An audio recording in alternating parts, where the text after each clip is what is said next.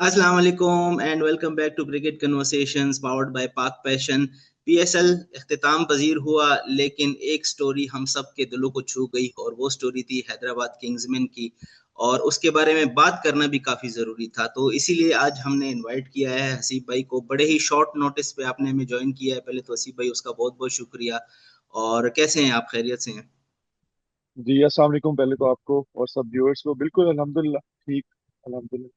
अच्छा, मैं पहले व्यूवर्स को बताता चलूं कि बड़ा अनप्लान्ड सा हमारा कैंडिड सी कन्वर्सेशन रहेगी, क्योंकि मैंने कुछ इसके लिए ज़्यादा तैयारी नहीं की। लेकिन ये है कि हैदराबाद की इटसेल्फ जो स्टोरी है उसमें इतना ज़्यादा चीज़ें हैं डिस्कस करने को। इंशाल्लाह आई थिंक कि हमें प्रॉब्लम नहीं होगी ज़्यादा। सो हसीब भाई, नई फ्रेंचाइज, एक नए नई जर्नी, पीएसएल में पहली दफा आ रहे हैं। फिर 4 मैचेस में आप लोग 4 मैचेस हार जाते हैं। क्या कन्वर्सेशंस हो रही थी, क्या माहौल था, टीम एनवायरनमेंट? तो हमें सोशल मीडिया पे जो नजर आ रहा था वो तो इस तरह था कि अच्छा ही था, प्लेयर सब रिलैक्स लग रहे थे even after losing.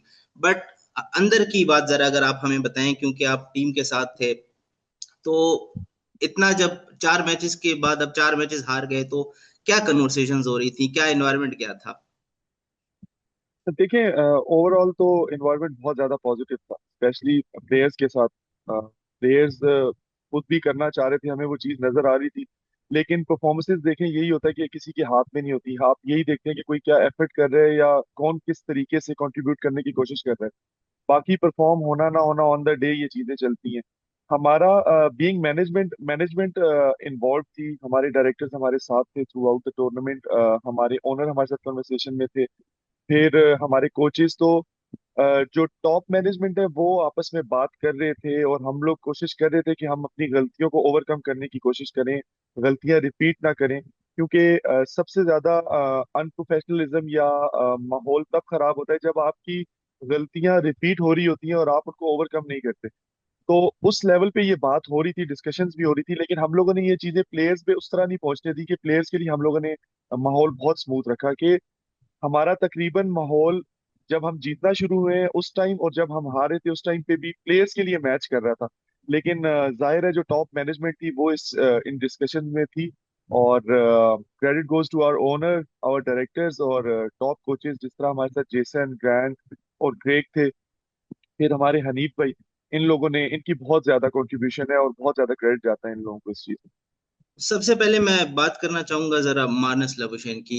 I think के T20 क्रिकेट में ये एक ऐसा डिसीजन था जिसने, आई गेस के मेजोरिटी ऑफ द जो क्रिकेट पंडित्स थे इंक्लूडिंग अस, हम भी बहुत ज्यादा बढ़ चढ़ के बातें करते हैं, अपना ओपिनियन देते हैं कि हमें बहुत ज्यादा पता है क्रिकेट का। लेकिन ऐसे बहुत सारे लोग जिनको वाकई बहुत पता है, उन्होंने भी कह दिया था कि भाई this is not going to work. that Marnus Labuschagne being a captain of a franchise for the first time, जिसको शायद अपनी कंट्री की T20 लीग्स में भी इतना ज्यादा रेट नहीं किया जाता, कभी उसने कहीं पे भी जाके कोई इस तरह से लीग की परफॉर्मेंस नहीं दी, T20 क्रिकेट में उसका इतना नाम नहीं है। आप लोगों ने कैसे किया ये? आई गेस एक तो ये सवाल बनता है, और दूसरा ये कि क्या आप लोग पहले से ही इतने कॉन्फिडेंट थे इस डिसीजन को लेके कि यार this is going to work out, regardless जो जो भी लोग कहते रहे? देखिए, first of all, due respect to all the opinions. हर किसी का अपना ओपिनियन होता है। लाइक अभी आपने अपनी एग्जांपल भी दी। कभी भी कोई ओपिनियन इस वजह से प्लान नहीं करता या वो प्रेजेंट नहीं करता कि उसको होता है कि यार मैंने इस पे अपनी बेइज्जती करवानी है। हर किसी को ये लग रहा होता है कि हम ये चीज इसीलिए बोल रहे हैं कि ये चीज अच्छी है, क्योंकि जाहिर है आपकी भी व्यूअरशिप है सब कुछ। और with all due respect to all other YouTubers and podcasters जो भी ये सब कुछ कर रहे थे। देखिए, मैंने एक और पॉडकास्ट में भी बात की थी। अगर आप स्पेशलाइजेशन की बात करें तो ठीक है, हम नहीं देखते मार्नस को उस जगह पे। बट वो एक टॉप टियर क्रिकेटर में आता है। आप अगर दुनिया के इस टाइम पे 10-15 टॉप टेस्ट क्रिकेटर निकालें तो उसमें आता है। तो क्या आपको ऐसा लगता है कि अगर आप लोग ये प्रोग्राम्स कर रहे हैं या आप जिस तरह अपने ओपिनियन दे रहे हैं, आपको क्रिकेट की समझ है, तो ही बीइंग अ टेस्ट क्रिकेटर उसको T20 क्रिकेट की समझ नहीं होगी? ऐसा नहीं होता। हमें उस पर पूरा ट्रस्ट था। डिसीजन थोड़ा सा लेट था उसकी कैप्टनसी का। Straight away he was not the captain. बाकी देखें, हम लोगों ने, क्योंकि हमारा पहला साल था, हम कोई इस तरह का एक्सपेरिमेंट नहीं करना चाहते कि हम किसी यंगस्टर्स को स्ट्रेट अवे कैप्टनसी दे देते। लाइक जिस तरह वाइस कैप्टन हसान था, तो Hasan being vice captain with Labuschagne was one of the reason कि हम हसान को भी ग्रूम कर रहे हैं साथ।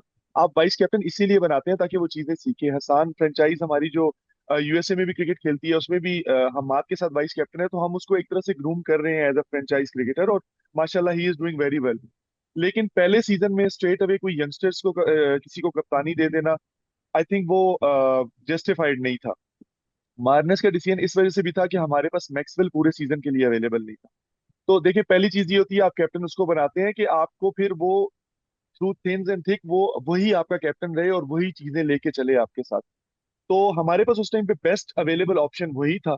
और I think he has justified, उसने अपनी परफॉर्मेंसेस के साथ, उसकी लीडरशिप के साथ, जिसमें थोड़ी सी बात इसी तरह आ जाती है कि जो लोग शुरू में क्वेश्चन मार्क्स रेज कर रहे थे या क्रिटिसाइज कर रहे थे, बाद में वो इसको अप्रिशिएट भी कर रहे थे, अप्लॉज भी कर रहे थे। तो आई थिंक कहीं ना कहीं हम लोग सही थे, और ये चीज प्रूव हो गई थी बाद में। बिल्कुल। और जिस तरीके से वो जो इस्लामाबाद यूनाइटेड के अगेंस्ट जो मैच फिनिश हुआ, और जो हुनैन ने 6 बॉलों पे 6 रन बचाए आखिरी ओवर में, और फिर वो जो जी फुटेजेस हमारे सामने आई, मतलब कि हम देखते हैं पीएसएल हमारा बहुत बड़ा ब्रांड है माशाल्लाह से, बहुत ज्यादा इन्वॉल्व हम देखते हैं फॉरेन प्लेयर्स को अपनी टीम्स के साथ। लेकिन जो वो मार्नस का वो रन था, वो जो पूरा वो सोशल मीडिया पे वायरल हुआ, वो तो इटसेल्फ ऐसा मतलब कि इंडिकेट कर रहा था कि this guy has been involve with this team like emotionally as well, not just professionally कि बस मैं आ गया हूँ, एक गिग है और मैंने कर लेनी है। नहीं, लाइक अ ट्रू लीडर, जब वो मोमेंट आया, ग्लोरी मोमेंट, तो that showed on his face, and his emotions were all over as well.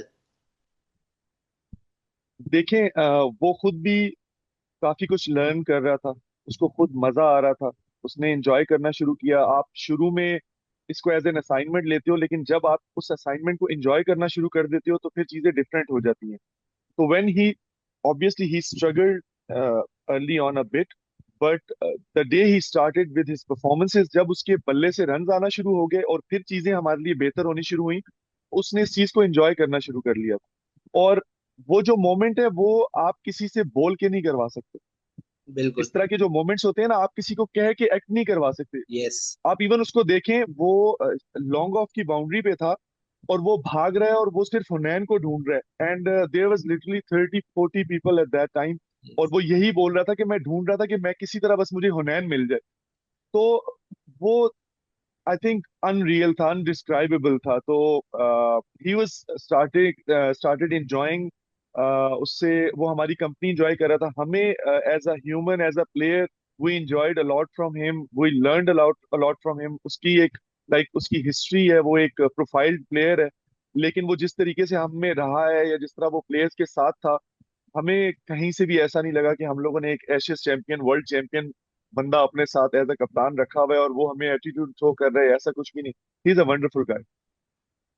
थोड़ा सा इस चीज के बारे में बताएं, जैसे आपने कहा कि वो उस चीज को एंजॉय करने लगा, अपनी जो वहां पे स्टे था या जो इन्वायरमेंट क्रिएट हो रहा था। तो आप as team manager, how do you make sure कि जितने भी फॉरेन प्लेयर्स हैं या हमारे लोकल प्लेयर्स हैं, कुछ प्लेयर्स हमारे यंग लोकल्स ऐसे होते हैं कि जिनको मीडिया का भी इतना एक्सपोजर नहीं होता, तो how do you make that environment as a team manager? जाहिर है और भी लोग होंगे इसमें, उनका भी रोल होगा, बट एज टीम मैनेजर कैसे आप लोग इस एनवायरनमेंट को क्रिएट करते हैं जहाँ पे तमाम प्लेयर्स जो हैं वो एट ईज रहें? देखिए, मैं अभी कोई भी ऐसी बात नहीं करूंगा जिसमें मैं बस ये पोर्ट्रे करूं कि मैं एज मैनेजर मैंने ये कुछ किया तो जिसकी वजह से ये सब क्रिएट हुआ। ये it was a whole team effort. जो इन्वायरमेंट क्रिएशन भी होती है वो भी टीम एफर्ट के बगैर कंप्लीट नहीं होती। तो आपको डिफरेंट प्लेयर्स को डिफरेंट तरीके से लेके चलना होता है। जिस तरह Maxwell was a different character, hmm. जब मुझे मैक्सवेल के साथ डील करना है तो मुझे कुछ चीजें डिफरेंट तरीके से करनी होती थी। मैं जब मार्नस के पास जाता था वो चीजें डील करने मेरे लिए चीजें थोड़ी आसान होती थी।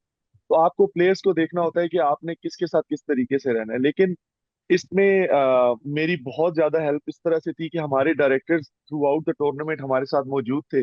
जहां मुझे लगता था कि इस तरह की कोई स्ट्रगल है या किसी चीज में मुझे समझ नहीं आ रही, मैं उनकी गाइडलाइन लेता था। उस चीज में हमें कुछ ना कुछ मतलब हेल्प मिलती रहती थी। जिस तरह मैं आपको बोल रहा हूँ कि ये भी एक तरह से कंप्लीट टीम एफर्ट ही थी। और फिर जेसन के साथ मैं थ्रू आउट इन टच था। तो गाइडलाइन के साथ, फिर मेरा अपना जो क्रिकेट में थोड़ा बहुत एक्सपीरियंस है उसको साथ लेके, overall it was a excellent excellent assignment. इस पूरी कैंपेन में अगर हम हुनैन शाह की बात ना करें या इस इंटरव्यू में हम हुनैन शाह की बात ना करें तो आई थिंक बहुत बड़ी ज्यादती होगी ये।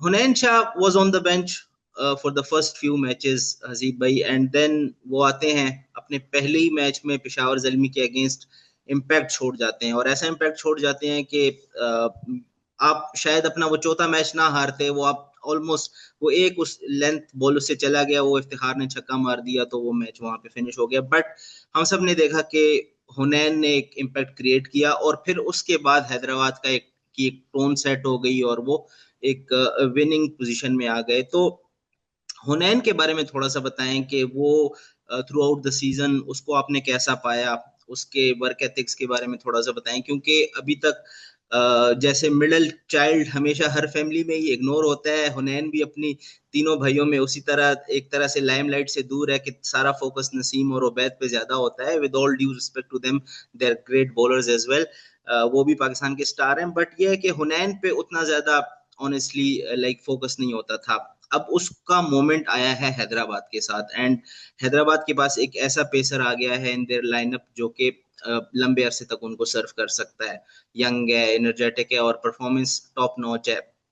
हुनैन के बारे में बताएं कि जब वो आया या वो जब बेंच पे भी था तो कैसे पाया आपने उसको एज टीम मैनेजर, और कितनी हार्ड वर्क थी उसकी इस सक्सेस स्टोरी के पीछे। ठीक है, पहले तो आप मुझे बताएं कि अभी तीन भाइयों में से सबसे ज्यादा लाइमलाइट में कौन है?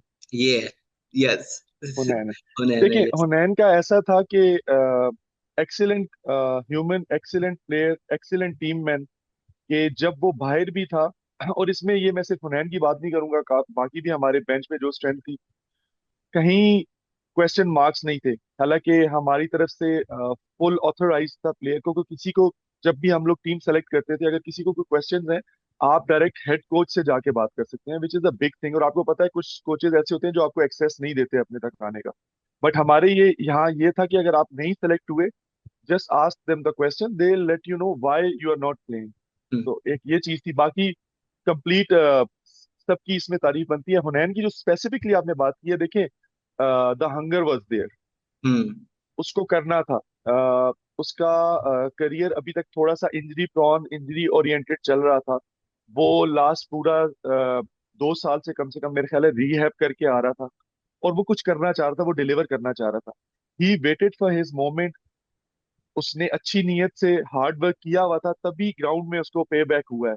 क्योंकि ग्राउंड ऐसी जगह है जहां कभी भी आप शॉर्टकट लेके नहीं पहुंच सकते, और अगर आप शॉर्टकट लेके पहुंचते हैं तो आप छुप नहीं सकते। यस। अगर एक इंसान पहला आके गेम खेल रहा है और उस गेम में ही वो इतना इतना लार्ज किस्म का उसने इम्पैक्ट छोड़ा है, हम वो गेम हार गए थे, लेकिन हुनैन वो गेम भी जीत गया था।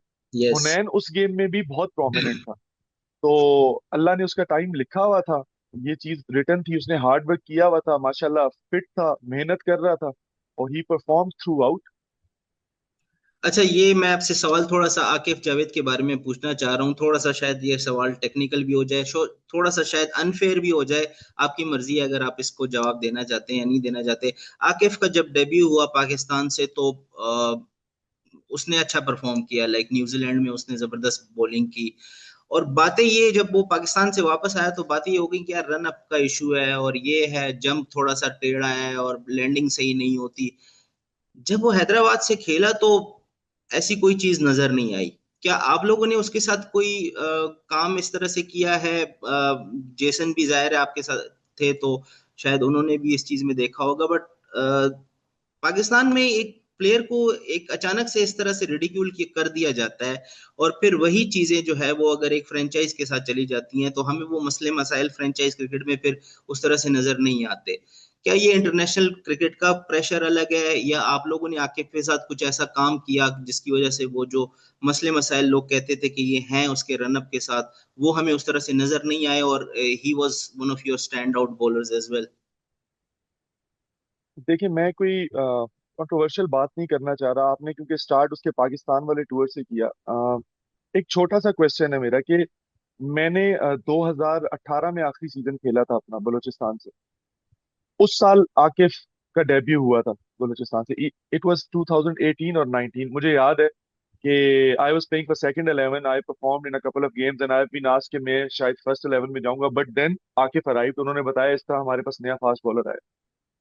इस बात करने का मकसद ये है कि अगर एक बॉलर 2019 में आता है और 2024 या 25 में वो पाकिस्तान के लिए खेल रहा है, और अगर आप 6 साल में सिस्टम उसका रनअप ही ठीक नहीं कर सका, तो there is a big question mark. I am not criticising anyone, मैं किसी का नाम लेके बात नहीं कर रहा, लेकिन या तो हो ना कि आप एक बच्चे को घर से लेके आए हैं और आपने उसका डेब्यू करा दिया और आप कहें इसका रनअप ठीक नहीं है, अब हम इस पे काम करेंगे। अगर एक बंदा सिस्टम में 6-7 साल से है और अगर आप उसे पाकिस्तान खिलाने के बाद बोल रहे हैं कि जी इसका रनअप ठीक नहीं है, तो मुझे तो ये जस्टिफाइड नहीं लगता। जब फ्रेंचाइज क्रिकेट की आप बात करें, नो डाउट विदाउट हमारे कोचेस ने उसके साथ काम किया है, उसको कॉन्फिडेंस दिया है। क्रेग वाइट उनके उसके साथ काम कर रहे थे, जेसन गिलिस्पी उसके साथ काम कर रहे थे, और सबसे मेन चीज ये थी कि उसको बैक किया जा रहा था और रोल डिफाइंड था। हम्म। आपने देखा होगा, हमें पता था कि जिस तरह पहले से बता दिया जाता है कि आपने इन इन पिचेस पे ऐसे ऐसे मैच खेलना है, ये पिच ऐसे बिहेव करता है, ये पिच ऐसे बिहेव करता है, तो हमें पता था कि आकिब को हमने किस पिच पे खिलाना है, और उसमें उसका रोल उसको डिफाइन करके बताया हुआ था, और वो काम करके आया हुआ था, उसने मेहनत की हुई थी, तो उसने वो रोल उस तरीके से फॉलो किया जो टीम की रिक्वायरमेंट थी, और performance was in front of you. The pace was up as well, like जो पेस उसकी हम देखते हैं अक्सर के बॉलर्स आते हैं फिर उनकी पेस अचानक से डिप कर जाती है, but back of a length अगर किसी ने वाकई ट्रबल किया है किसी लेफ्ट आर्म पेसर ने इस सीजन में, तो वो डेफिनेटली आके जावेद था। मोहम्मद अली, डेजी, किसी ने कहा कि वो रेड बॉल का बॉलर है, किसी ने कहा कि वो T20 के लिए फिट नहीं है, किसी ने कहा कि यार वो सिर्फ मुल्तान की पिचेस पे बॉलिंग कर सकता है, किसी ने कहा कि यार बहुत मार खाता है।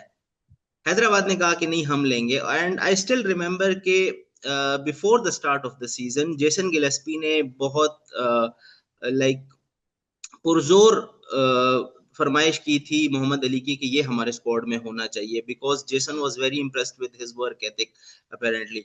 तो डेजी के बारे में बताएं कि what a turn around. Like पिछला सीजन उनका पेशावर के साथ बहुत ही मतलब कि मैं कहूंगा कि एवरेज सा रहा, लेकिन इस सीजन तो उन्होंने बहुत ही ज्यादा इंप्रूवमेंट दिखाई, और ना सिर्फ डिफरेंट पिचेस पे परफॉर्म किया बल्कि इवन फाइनल के अंदर ही almost took the game away. But क्या कहेंगे डेजी के बारे में, और उसकी जो T20 की जो ये करियर में जो इवॉल्वमेंट हुई है इसके बारे में क्या कहेंगे? देखिए, पहले तो मुझे ये जो टैग्स लग जाते हैं ना, मुझे आज तक इनकी समझ नहीं। एक टाइम था जिस टाइम पे वाइट बॉल क्रिकेट, ये T20 शॉर्ट फॉर्मेट्स एग्जिस्ट ही नहीं करते। अगर आप कुछ लेजेंड्स के नाम लें जो बहुत, जिनकी परफॉर्मेंसेज रेड बॉल से या वनडे क्रिकेट में बहुत टॉप नॉच थी, अगर आप उनको अभी जब डिस्कशन में लाएं, तो क्या आपको लगता है वो लोग T20 नहीं खेल सकते थे? क्योंकि उन्होंने तो कभी नहीं खेला हुआ था। ऐसा हम्म। कभी भी नहीं होता। डेजी का सबसे मेन चीज ये थी कि कोचेस का तो ऑब्वियसली इसमें क्रेडिट है, लेकिन ना हमारी जो बॉलिंग थी वो Daisy he kind of lead कर रहा था। जिस तरह हम्म। बॉलर से बात करना, आपने देखा होगा ड्यूरिंग गेम भी वो जाता था, उनसे बात करता था। Work ethics excellent, he is a hard worker.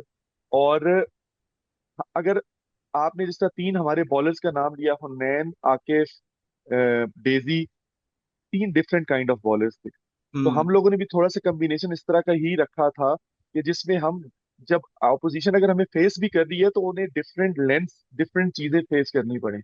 हुनैन का एक्शन रिवर्स स्विंग को बहुत सूट करता है, तो वो हमारा एक तरह से डेथ स्पेशलिस्ट था, जो डेथ डेथ बॉलिंग होनी थी हमारी। आकिफ, जहां हमें ऑस्ट्रेलियन टर्फ्स मिल रहे थे, थोड़ा एक्स्ट्रा बाउंस मिल रहा था, हमने आकिफ को यूटिलाइज किया। डेजीन में ऐसा था जो लेंथ एरिया बहुत अच्छे से हिट करता था। हम्म। बाद में उसके यॉर्कर्स भी अच्छे थे, लेकिन उसकी स्ट्रेंथ वो लेंथ एरिया थी। जिस तरह आपके सामने उस बाबर को आउट किया या बेसवेल आउट हुआ था, मतलब वो प्रॉपर लेंथ एरियाज के बॉल थे, अच्छे बॉल थे वो, तभी वो हमें वो विकेट्स मिली थी जो भी हुआ। तो उसने ओवरऑल उसके गिर्द ही हम लोगों ने अपनी बॉलिंग बिल्ड की भी थी, और उसने वो रोल बहुत अच्छे से प्ले किया। एंड अगेन इसमें यही चीज आ जाती है कि जब आप किसी के कंधे पे जिम्मेदारी डालते हो हम्म। और उसको उसका रोल बता देते हो, डिफाइन कर देते हो कि हमें आपसे ये चाहिए, फिर अगर वो उस पर पूरा नहीं उतरता, तो फिर क्वेश्चन मार्क है।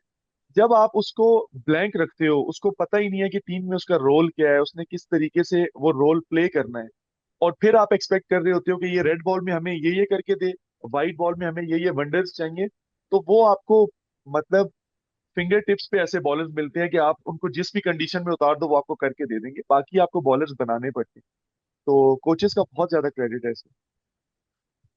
हसीब भाई, बाकी सारी बातें तो आई थिंक बहुत ज्यादा हो जाएंगी हमारे पास, फिर आपका ज़ाहिर है हम बहुत ज्यादा टाइम हो जाएगा, लेकिन एक सवाल जो मैंने आपसे लाजमी पूछना है वो ये है कि हम सब ने देखा कि किस तरीके से हैदराबाद ने कमबैक किया, और फिर एक तरीके से जो सारी जो टीम थी उसके मतलब जो सपोर्ट स्टाफ भी था वो भी कितना ज्यादा इन्वॉल्व थे इन सब चीजों के अंदर, क्योंकि जाहिर है आपकी अपनी भी फुटेजेस आ रही थी जब आप टीम के साथ वो जीतने सेलिब्रेशन में भाग रहे थे, एंड वो आखिरी बॉल का आप लोग हनीफ भाई के साथ वेट कर रहे थे कि हनीफ भाई ने बोला या अल्लाह बोल्ड, तो वो वाकई बोल्ड हो गया। तो वो चीजें भी आ रही थी, तो इन चीजों को देखते हुए हमें, मुझे पर्सनली डेली बेसिस पे बहुत ज्यादा मैसेजेस आते हैं लड़कों के, लड़कियों के, बच्चे बच्चों के, जो एस्पायरिंग हैं, जो कहते हैं कि यार हमें भी ये काम करना है, हमें भी इस फील्ड में आना है, हमें भी डगआउट्स में जाके टीम्स के साथ बैठना है, हमें भी उनके साथ ट्रेवल करना है, हम कंटेंट बना सकते हैं, हम ये कर सकते हैं, हम ऑपरेशन संभाल सकते हैं। तो उन सब के लिए क्या आपका मैसेज होगा, या क्या आपका उनके लिए कोई छोटा सा पाथवे होगा, क्या एडवाइस होगी, किस तरीके से वो इस फील्ड में आ सकते हैं? देखिए, आप जब भी आप कोई फील्ड चूज करना चाहते हैं तो उसका एक पाथ होता है। आपको वो सारा पाथ क्रॉस करके आना होता है। आप लोग जो देख रहे हैं, ये लोग एज इन जिन्होंने भी ये क्वेश्चंस किए थे, आप लोगों ने बिल्कुल एंड रिजल्ट देखा है। आपने सिर्फ एंड पे हमें वहां बैठे हुए देखा है कि आज ये यहाँ बैठे हुए हैं और ये सब कुछ कर रहे हैं। इसके पीछे बहुत ज्यादा मेहनत है। मैं अपनी एग्जांपल नहीं दूंगा, आप हनीफ भाई की एग्जांपल ले लें हम्म। कि उन्होंने खुद फर्स्ट क्लास क्रिकेट खेली है। फर्स्ट क्लास क्रिकेट से पहले उनकी स्ट्रगल होगी, फिर वो कोचिंग में आए हैं, उन्होंने यूबीएल के साथ काम किया है, पाकिस्तान क्रिकेट बोर्ड के साथ काम किया है, अभी वो माशाल्लाह पाकिस्तान टीम के साथ काम कर रहे हैं, फिर उन्होंने इस्लामाबाद के साथ असाइनमेंट्स किए हैं अब हमारे पास। तो देयर इज अ पाथ वे। तो हर चीज के स्टेप्स होते हैं, आपको right path right track follow करना होता है। तो उसके बाद आप ऐसे स्टेज पे पहुंचते हैं। इसका कोई इस जगह पे पहुंचने का कोई शॉर्टकट नहीं है। यू नेम इट, आप जो भी लोग वहां बैठे हुए थे, यू जस्ट नेम इट, उसका एक उसकी एक पूरी हिस्ट्री होगी। वो आपको 20 साल से अपनी स्टोरी बताना शुरू करेगा कि मैंने यहाँ यहाँ ये कुछ किया है। बहुत ज्यादा स्ट्रगल्स हैं, हम लोगों की भी बहुत ज्यादा स्ट्रगल्स हैं। जब हमें वो चीज तब नहीं मिल रही थी तो हमें लगता था कि शायद हमारे साथ बहुत ज्यादती हो रही है और हम ही दुनिया में है जिसके साथ सबसे ज्यादा ज्यादती हो रही है। ऐसा हम्म। नहीं होता। अल्लाह ताला आपके लिए रास्ते बना रहा होता है। और अब जब हम आके यहाँ बैठे हैं तो हमें समझ में आई कि अगर अल्लाह ने हमें उस चीज में अगर हमें वो ग्लोरी नहीं मिली तो अल्लाह ने हमें ये इज्जत यहाँ से दे दी है। सेम हमारा किंग्समैन का भी सफर ऐसा ही है। हम लोग 2019 से हम लोग हैं जो क्रिकेट खेल रहे हैं, जो हमारा पूरा सेटअप है। हम लोगों ने बहुत स्ट्रगल्स फेस की हैं, हमने बहुत बातें फेस की हैं, हमारे ओनर ने बहुत कुछ फेस किया है, हमारे डायरेक्टर्स ने बहुत कुछ फेस किया है। ये अब आप जो देख रहे हैं ये तो वो सारा पाथ क्रॉस होने के बाद आप एंड ग्लोरी देख रहे हैं। और माशाल्लाह, ग्लोरी में इस वजह से बोल रहा हूँ कि हमारा माशाल्लाह पहला सीजन ही इतना अच्छा चला गया कि हमारी हम्म। काफी अच्छी रेपुटेशन बिल्ड हुई है। वरना हम इस सीजन की एग्जांपल ले लें, हमारे तो पहले 4 मैच भी हमारे लिए स्ट्रगल थे। हम्म। लेकिन जब आप अपनी गलतियों से सीखते हैं, आप सही रास्ता चुनते हैं, बाकी आपको अपने वर्क एथिक्स पे अपने हार्ड वर्क पे जब ट्रस्ट होता है, तो देने वाली जात अल्लाह की है। कोई भी कहीं भी पहुंच सकता है, किसी के भी ना तो सींग निकले हुए हैं, ना एक्स्ट्रा हाथ है और ना एक्स्ट्रा पाँव है। Thank you so much Haseeb भाई, आपके टाइम का बहुत बहुत शुक्रिया। एंड सीजन तो आपका बिल्कुल कमाल गया ही है, and I am very hopeful and I am very sure कि इंशाल्लाह आपके नेक्स्ट सीजन भी बहुत कमाल जाएंगे। तमाम हैदराबाद के फैंस को बहुत बहुत मुबारक हो on having a fantastic season. आपको भी बहुत बहुत मुबारक हो हसीब भाई, आपके टाइम का भी बहुत शुक्रिया, एंड इंशाल्लाह will see you next time. Thank you so much. इंशाल्लाह, thank you so much, Allah हाफिज। अल्लाह हाफिज।